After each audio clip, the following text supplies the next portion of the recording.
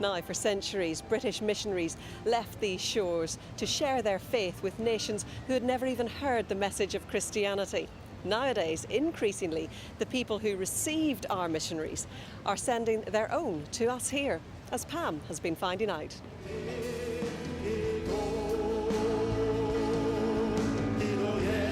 This is Kwangmyung Presbyterian Church in South Korea, where last week 350 of its members were preparing to jet off to the UK.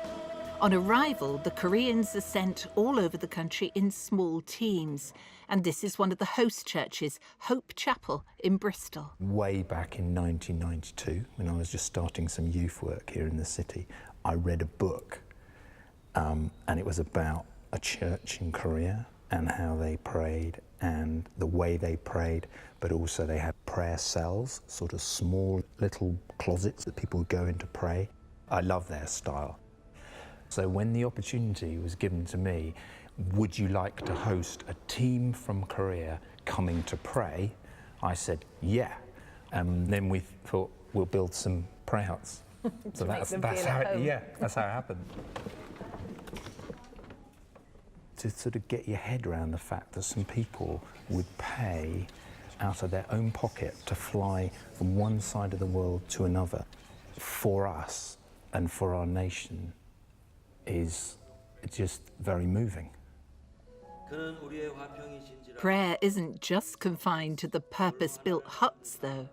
I actually went to Seoul in 1998 and I went to a Korean prayer meeting, and when they start praying, it's noisy. And actually I was quite scared because I wasn't ready for it.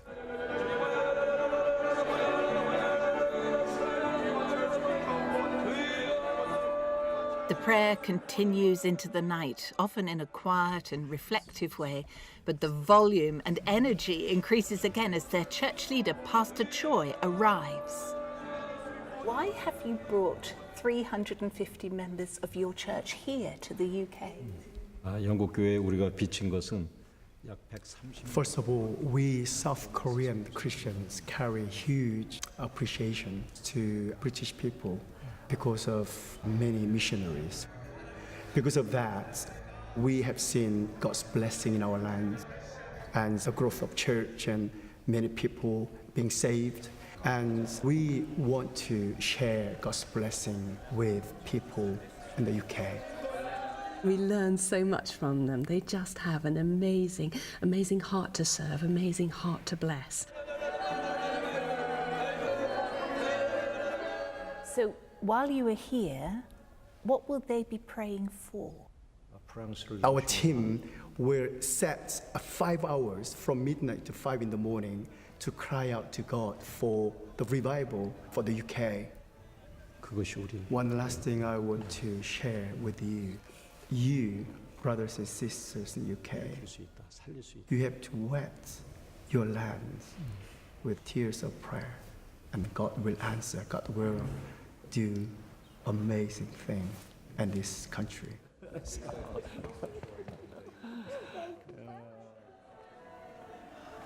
it's really quite late now and I'm going to leave them to it, but what an experience. You don't have to speak the language, do you, to understand the message?